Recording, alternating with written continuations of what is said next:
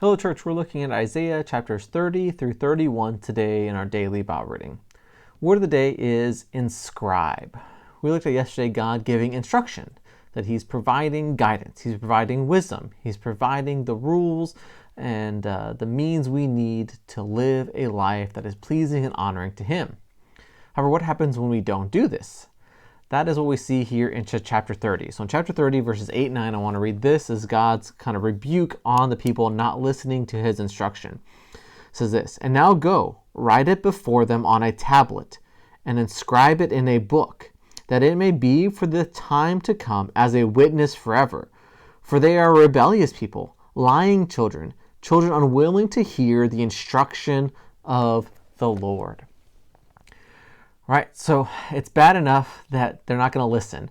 But God's going to say, I'm going to show you and prove to you that I told you what I wanted you to do. So there can't be any excuses, any kind of blame shifting back to God. He's saying, look, we're going to put this in writing. We're going to get this laid out here so it's clear as day, clear as black and white, that I gave you instruction and yet you chose to disobey it. How often do we tend to do that with God? We hear His instruction, but we choose not to heed it.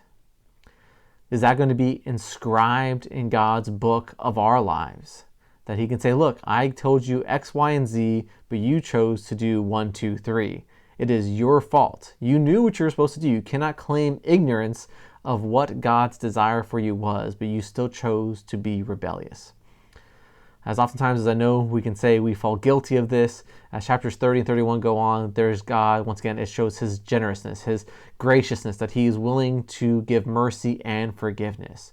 And so if you've fallen short, or when you fall short in this way, just repent, acknowledge that you've not listened to God, and He will be gracious to forgive you and to cleanse you of all unrighteousness. That's from 1 John 1:9.